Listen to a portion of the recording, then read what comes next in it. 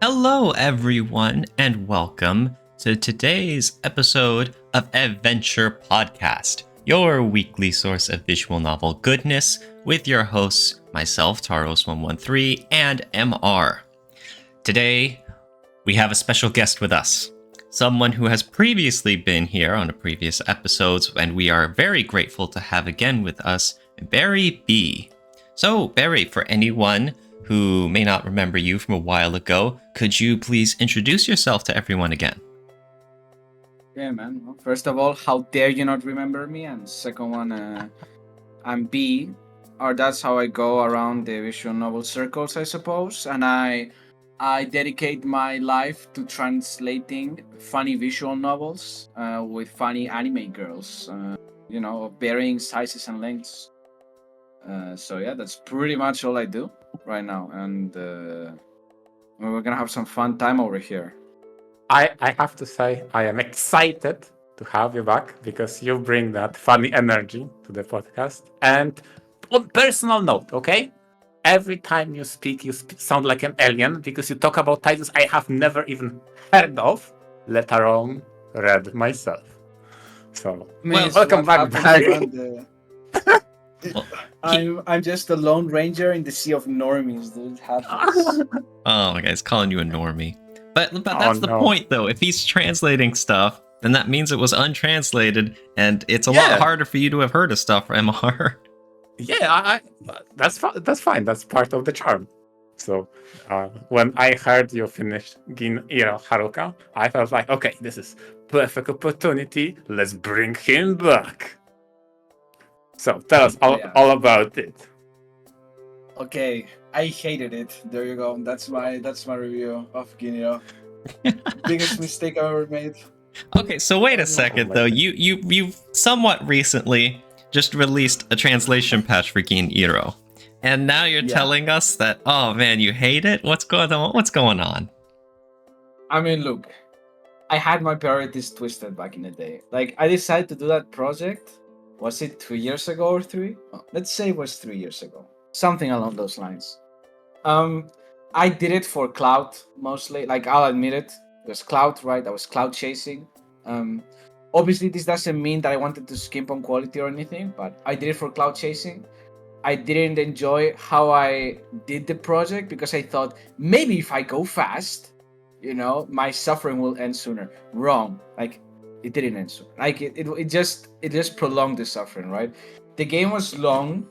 The game was boring, right? I guess it's just not the kind of game I would like to translate, at least now, right? And I think back then, neither back then. But it is true that the group, like David Translations, did gain a lot of following thanks to that. So, it kind of had its effect. But at the same time, would I do it again? No. Like, hell no. Like, it was the biggest mistake ever. It's just, nah, dude. Nah. I shouldn't. Wait. It was that. I need to get to the root of it all, okay? Because I seem to remember on our previous encounter, you seem to suggest to me to add it to the backlog and play it. And now you're telling me it's like, oh no, it's actually bad. I mean, look, it's not my kind of game, but given your normie inclinations, you would probably like it. No. No, look, it's fine, man. You are the reason why we exist, right? So it's fine. Embrace your nature. Just you must love yourself. You mentioned being part of Daybreak Translations, which is a fan TL group.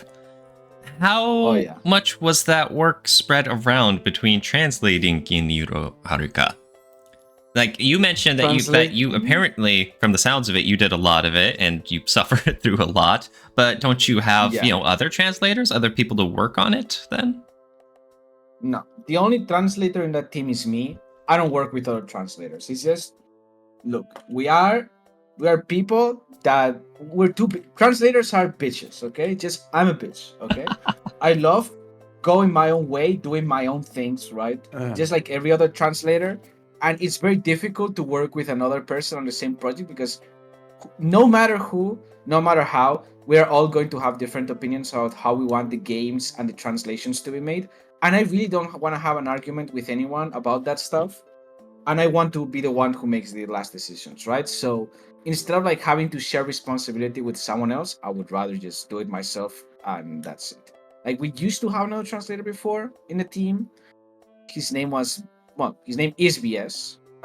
He's the guy doing Kusari Hime right now, the fan translation.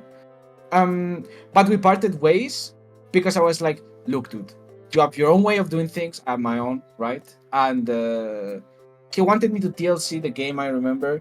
And the way I wanted to TLC was not the way he wanted me to TLC. So I just said, let's just go our own ways and do our own thing. And it was right. I think it was the right move to do. Although he is a great translator, by the way, just saying this out there, he's very good. So, just, And you I just mean, whatever comes out of the project will be good. Yeah, no, my bad. Just wanted to say. no, yeah, totally. And so this is just one of As- those times where you parted ways, just professionally, just because you had different styles and approaches, and it just wasn't going to work out between the two of you. Is that right? Yeah, I mean we're friends, right? It's just that I think that idea, like he came up with the idea, and I agreed to it without thinking it twice, right? But I should have thought it twice. I just think we both have strong personalities, and it wouldn't have worked. There's no way. There's just no way. It is what it is. As for the workload separation, since I've drifted away from the question, I did the translation about. I think the whole game, the whole part of the game that I did was 900,000 characters, something along those lines. Um, I took 5 months in total, give or take. And then there was a lot of editing. Iru did editing, but the thing is, Iru was clearly tired of editing visual novels. Like I could tell from Misuha that he delayed for 8 months to edit the root. And the moment he started doing that, I just knew that wasn't going to work. So eventually he just gave up. And I had someone else look over the text. His name is Conrope. He's this guy who just started sharing like bug typos by the thousands, like typo reports by the thousands on one of our channels. And it's the point where I was so depressed in that channel, being flooded by his by his typo stuff, that I just added him into the team and told him, okay, bro, just fix it. Just I'm not even gonna bother anymore. Just here you have the scripts. Just fix everything and end my suffering. And he's the guy who has done most of the work. Then there's been other actors, of course. I guess the programmer has worked a lot on that title. That engine is a bitch to work on. Like I hate Sigler's. I think everyone in the team hates Sigler's. We all just never want to hear about Sigler's engine ever again. Even with that leak, I don't know who made that leak. Someone leaked the actual source code for Sigler's. Even with that source code leak, we weren't bothered. Like we just didn't want to work on it. Like no matter what. So we were like, nah. Let's just release this, never talk about it again, and that's it. But the main three people who worked on that were Kebab, who is the programmer, Conrob, which is the QA / editor / many things, and then me, the translator. That's pretty much how it went. Then other people have worked on it. There's been at least like 7 more people that worked on it, but just occasional stuff. I guess the video editor, of course, he did the endings for the girls. In fact, I think that was like an unnecessary effort given, the reaction in general, like this, whatever. Overall, people would have been happy no matter what we did. It came out good though, so I'm happy in the end. Okay, but given your masochistic experiences with the title, would you say that this translation project was the Dark Soul of translation projects? The Dark Souls. Oh my god, Omar. Was it? I mean, most of the early projects, well, let's say most of the projects until Kiniro have been Dark Souls in some way. Like, I did 2 games of Akatsuki no Goe, and then I got my project shut down by Segai Project when I didn't agree to sell my game, or my translation, or I don't know. I started on Echa no Yuwaku in 2017. I did 5,000 lines, and then I gave up and picked it up again in 2021. So I don't know. I mean, each project has its own ups and downs. I think, yeah. I mean, probably the worst one of these last 3 years so far has definitely been Kiniro Haruka. Wow. But it was mostly due to my mismanagement of the project. I should have just done things differently, and that's pretty much it. Mm-mm. So, I mean, you mentioned that, you frequently got bored with it and your heart wasn't into the translation work. But as for the technical details of, the word to word, line by line, scene to scene translations, was that all relatively straightforward, or were there any challenges there as well? Oh yeah, I mean, each route is like special because Yukito, which is the protagonist, he basically the meme is that he gets interested in the girls and what they do, right? And he adapts to them in some way or another, which is one of the things I didn't like, but it's one of the positive the pluses of the game, I suppose, for many, right? Where depending on the route, his path in life is different. Contrary to when in Hoshiori, the protagonist always has a path in life, which is he wanted to be an architect, right? And in this one, no. In this one, it depends on who you choose, where you go to, which is, I guess it adds that little touch of spice to the thing, but this means that it's route has specific lingo and stuff related to what the girls like and don't like. Like Yusuke's route was played with cooking and patisserie stuff and things that honestly I didn't have a clue about until I had to work on it, and then I had to spend some time researching and stuff. Then Misua's route, it has a lot of like skating lingo and sports stuff that I had no clue about because I hate skating. I went once skating and it's not my thing. So yeah. All in all, I think it was an easy read. However, because the novel is so long, right? So, it's easy sometimes to make mistakes. And obviously, those were all corrected later down the line. But the first iteration of my project before release, God, that had a lot of translation mistakes. Like a lot of them. I had a lot of them. Mm-hmm. So something that normally if I doesn't got happen. that correctly, what you just said, and I always appreciate the extra effort as a translator if you go out of your way to understand concepts for industries or maybe sports that are referenced heavily on the routes. So in order to properly translate, you went outside, touched grass, and became a skater for a moment, right?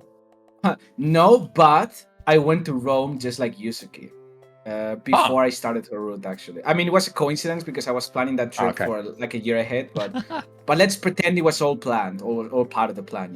The dedication. Yeah. It actually helped me quite a bit to understand the descriptions better. So in fact, the game was quite accurate. I thought I didn't have to correct any like streets that this guy got wrong or anything like that. No. In overall, I think he probably whoever wrote Yusuke's route probably went to Europe before, to at least Southern Europe, and he knows his shit. Like he definitely knew how it works around here. Oh, nice. That's high praise. Yeah, except there was this one part where he describes someone as the young Kaiser Prince of Russia or whatever, and I'm like, what do you mean Kaiser Prince of Russia? There's no Kaisers in Russia. But okay, leaving that stupid shit aside, overall it was a route with accurate stuff. Like this guy knows how Europe works to some degree, which is rare and welcome. Mm-hmm. Apart from that, yeah, no. The challenge was that it was long. Okay. Let's just say it was a long game. On that note, how do you decide what visual novels to tackle? Or is it like just your own personal taste or a group thing with Daybreak Translations? Do you have any criteria, or is it just off your gut or just off a whim of what you decide to tackle?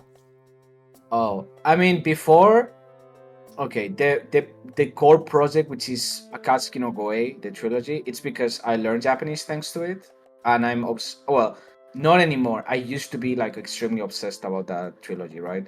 So the initial plan back in the day, back in 2017, when I was like a young wee sprout, was to translate the trilogy and then translate the duology that comes after, which is Reminiscence and Recollect. But but people grow up, and I grew out of Akatsuki, right? Obviously, I finished the trilogy. Like when I say I'm gonna finish something, I will, right? Which is probably I could say it's one of my pluses and one of my my weak points is that I follow through. So I finished the trilogy, and after I finished the trilogy, I wanted like something fresh, right? Something that excited me. But there's not a lot of visual novels that excite me anymore. Like all of the stuff that I wanted to do is either translated or is being translated. So it's like every August novel has been translated. I wanted to translate an August novel. It's never gonna happen. Um, what else? There are other games that if I had it discovered sooner, I would have definitely considered those before others like Miburo or Kikan Bakumatsu, Cavalier, for example. Those are like two that come immediately to my head. Then there's other cases where I've just been cease and desisted by the company, like Sources Marking with Anchor. Um, like that's the one that comes to my head immediately because it's the most recent one. And by recent I mean like 2 years ago, or three, but let's pretend it was recent. But mostly, like the one who makes decisions is me. Then the team decides whether they want to follow through or not. But most of the times, if not all of the times, they agree with the taste that I have. Although obviously, I ask them. I don't want to work on projects that people don't like to work on, right? And so far, everyone agrees that they like to work on the stuff we're doing, so we're good, right? Um, but it's mostly me, and it used to be for eFame. In fact, I would argue my current picks are still follow that line to some degree. I enjoy Magicoy, right? I'm not gonna say that I don't like the games. Okay. But this last one, for example, this Ryoken After that I did recently, God, that was a slog. It was so boring, so bad. Probably one of the worst Magicoy entries. I mean, I get it. It's meant to be like Kumige, like a game, a Nukige. It's meant to be a Nukige, like nothing too serious. But it's just so bland compared to other entries. It's really bad. And I did it only because I wanted I wanted to close the Magicoy like game translation thing, and because it would give me e-fame, like it's obvious, right? So the exposure is like the main reason. Although, mm, if I had the power to choose now, it would probably just be whatever I feel like I want to translate, right? Whatever excites me, whatever I feel like would be exciting to translate. That would give me like a how do you call it?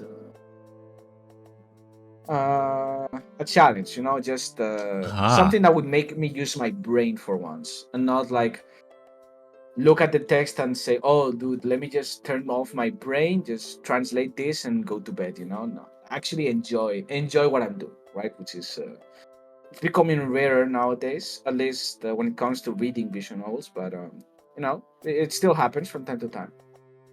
In So reference to yeah, what you said before about yourself, about the follow through, okay, is that yeah. the reason that you turned Dark Daybreak translations into Fun Disc Factory? Fan Disc Factory. Yeah, I mean, I've seen your recent projects that you picked up, and it seems like half of them, if not more, are fun discs. Yeah, but that's because first of all, I want the brownie points. Like it's just easy brownie points, right? Especially if they True. belong to well-known series like Magicoy, and in this case Tsujido.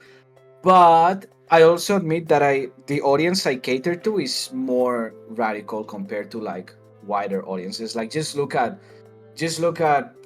Comedy of Zero, right? Comedy of Huh? Zero is a group that caters to normies, right? Because let's face it, the whole like robotics notes series and saga is for normies, and I will die on this hill. It's for people who think they are visual novel readers, but they're not really. But they like to pretend they are, right? So they like that stuff. So it's cool, I'm fine with that. I don't read that kind of stuff, but if they like it, then go ahead.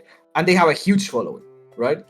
And if they opened like I don't know, like a donation site, they would probably get a lot of money, right? Especially because their projects are high effort. It's just that they cater not to like a radical, like very specific audience. They cater to a wider one, right? Because there's a lot of people who like that game. But I cater to people like who roam on Discord servers and barely interact online. And oh yeah, I know this game because back in 2014 I heard about the title, or because I read this translation done by this group in 2016. Blah blah blah. And we like to think fan translations are like hot shit and that a lot of people read them. That's fake as fuck. Like only a very like minority, small minority reads them, right? And even less people talk about them online. I cater to those kinds of people, I think.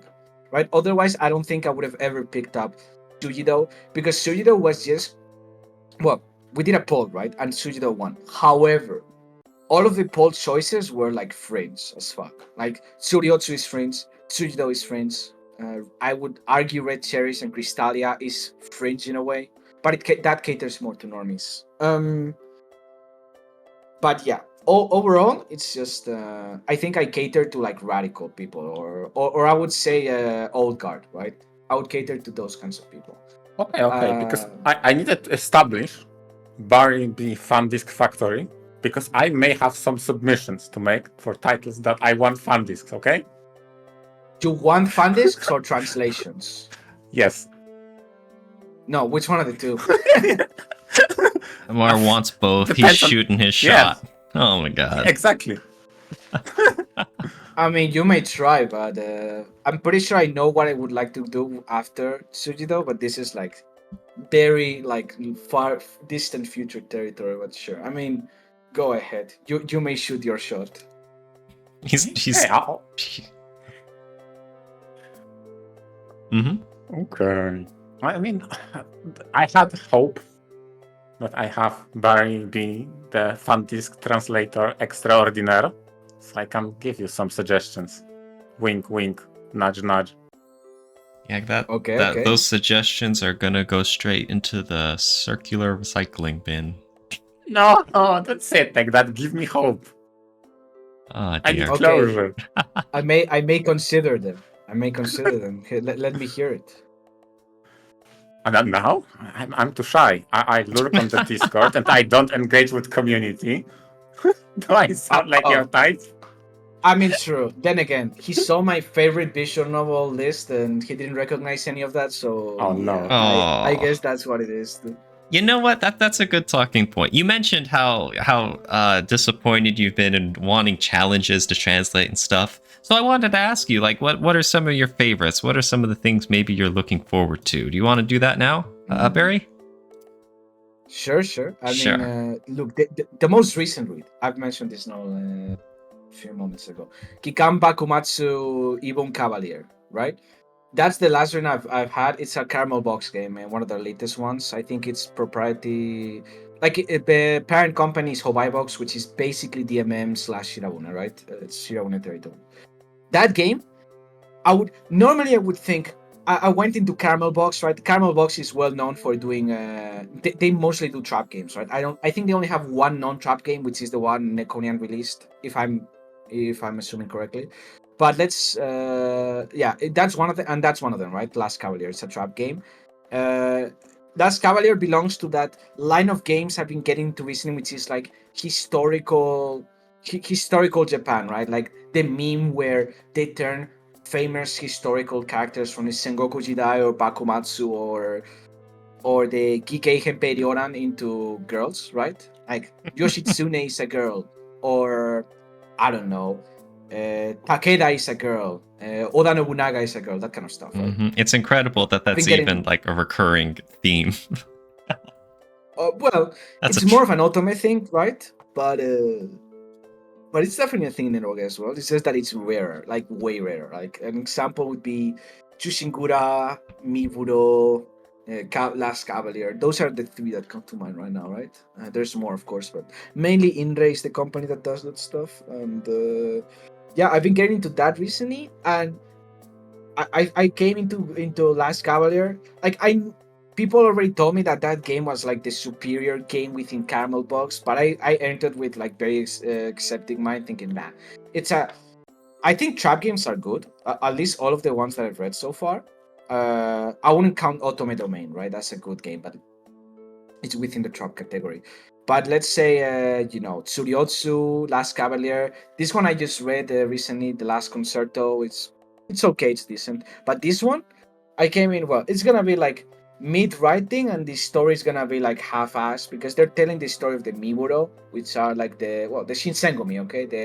They were like the quote unquote police of Edo, the police corps of Edo in the Bakumatsu era in the late 1800s, before the Meiji Restoration. And I was like, okay, well, it'll be like a mid read or whatever. Nah, dude, nah. It was so good. Like whoever, I don't know who wrote this. Let me see. The writer is, well, there's a million writers, but the main writer, which is I think Aya Takaya. Yeah, Aya Takaya. There you go. This Aya Takaya person, holy moly, she writes good. Like this is actually like I felt like I was there, right? Like they talked like real humans from the Bakumatsu period, and I was coming, bro. Like that's the kind of stuff I would like to translate because it was difficult to read. It was a difficult read as well. What's the title again? And Kikan Bakumatsu Ibun Last Cavalier. Oh shit, give me a minute. Oh. Well, thanks. Yeah, the Shinsengumi tend to show up pretty often. They're pretty famous in various Japanese, literary stories and tropes nowadays and whatnot. And you said you're not really, a historical Japan era sort of fan, but lately you've been getting on this kind of binge, and it really stuck out to you. Yeah. I had no clue about. Well, it's just that I didn't care about historical Japan back in the day, and now I actively study, like, in my free time, that stuff. I mean, it helps as well for my studies in the language, but but I've been getting into it thanks to these games. Yeah, they're like all of the ones I've read are very good so far, so I've been lucky. It's like good stuff.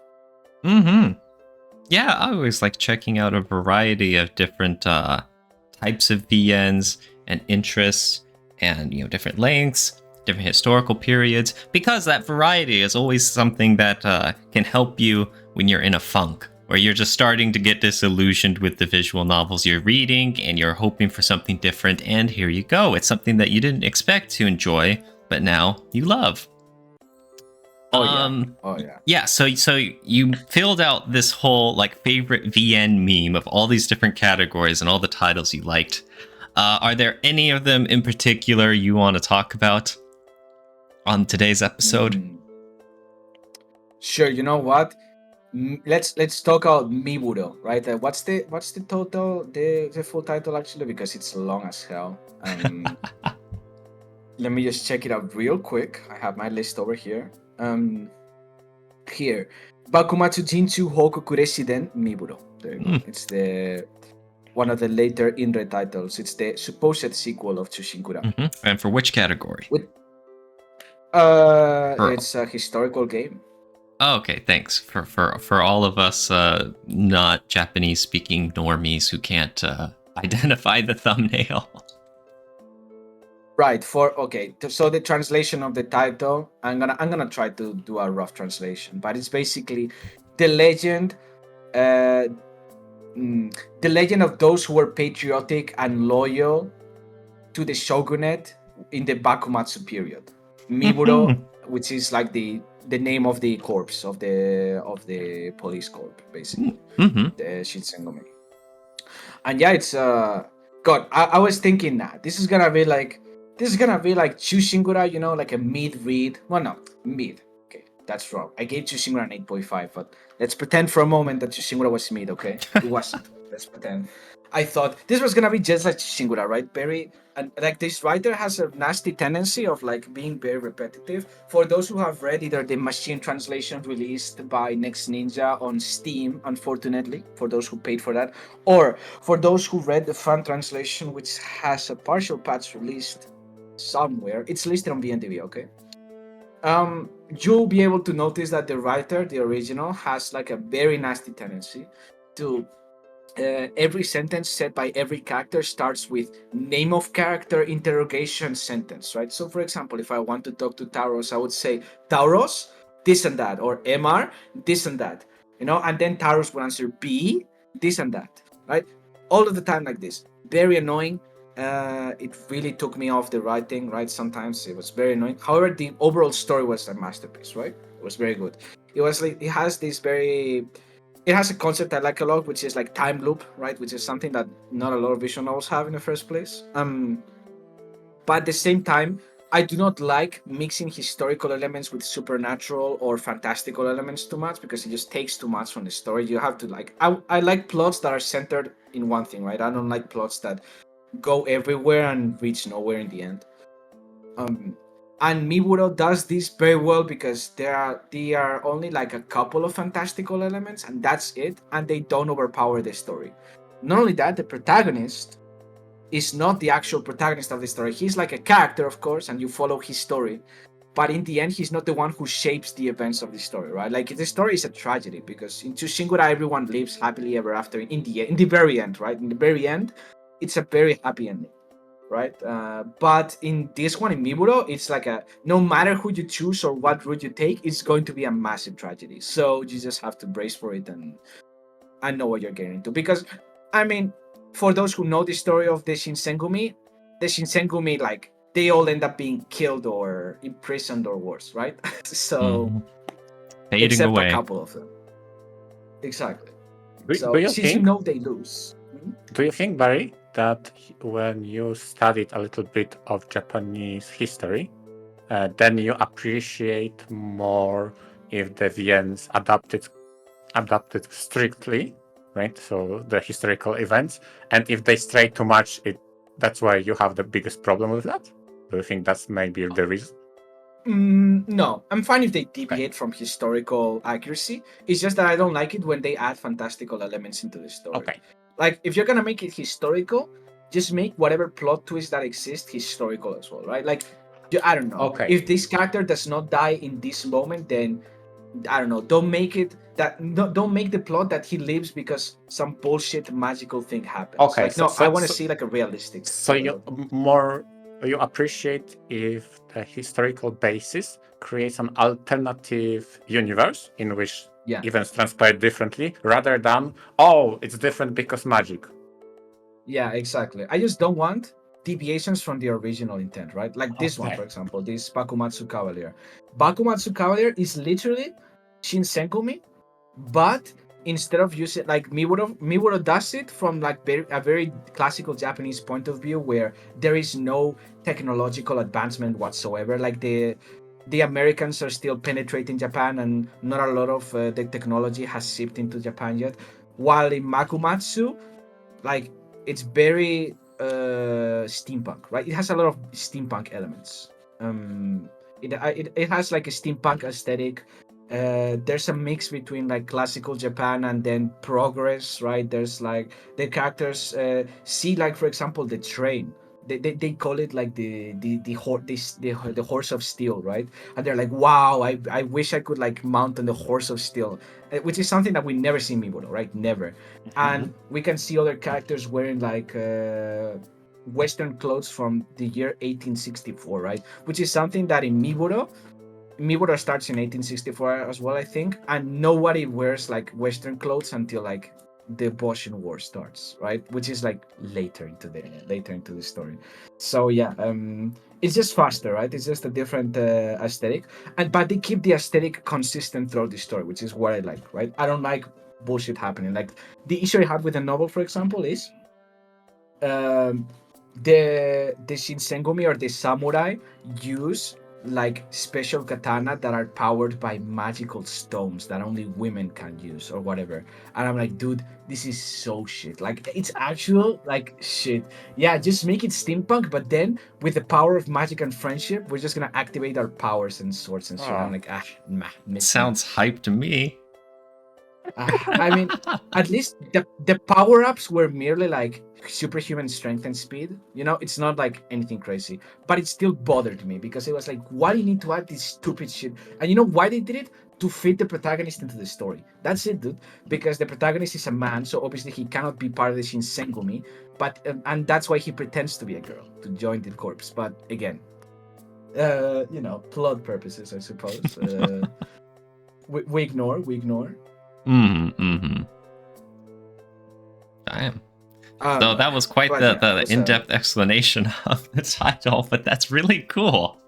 It's always funny hearing about untranslated titles, especially from someone who's very impassionate about one of them, and you get to hear about kind of this whole other world you've never heard of, right? Yeah, exactly. And to our listeners that only listen and don't watch, we present the favorite VN meme in the background. And when Barry went off talking about Last Cavalier, and for me this is a wall of shame because I don't recognize anything here. The only thing I recognize here is that one of the titles has PS Vita on it. That's the one thing I recognize. Not even Kado my no God. Shoujo. Yeah. Not even G Imagine. Senjo no Mao. No, You don't but, even... Like, I haven't read them, but at least I recognize the titles. Oh, my heart. Imagine. Barry, smite this man. Oh, Feels. I'm mentally smiting him. Don't you worry. Yeah, It's and okay. and You will learn. You will learn. someday. And we'll provide a link to this, to your favorite VN meme format too in the description. But I think we'll have to be wrapping it up soon. Have any final words to say for everyone, Barry? Eat your greens. Go to church. Do not learn Japanese. No, actually, if you learn Japanese, do not bother me. Just look. Just take Taikim, read the whole damn book, 6 months, 4 hours a day. What I did, okay? And then you go to classes. You basically stomp over everyone because you're better than everyone else, and then that's how you advance. And then Anki, and that's it. You win, dude. And you know Japanese, and now you can be insane like me and earn a wage, I guess, out of translating funny games. Very Like that. cool. All right, that's the recipe to success. Exactly. And with that insanity, thanks everybody for listening. Thank you, BarryBee. It was a pleasure to speak with you. And venture out. Venture out. See ya.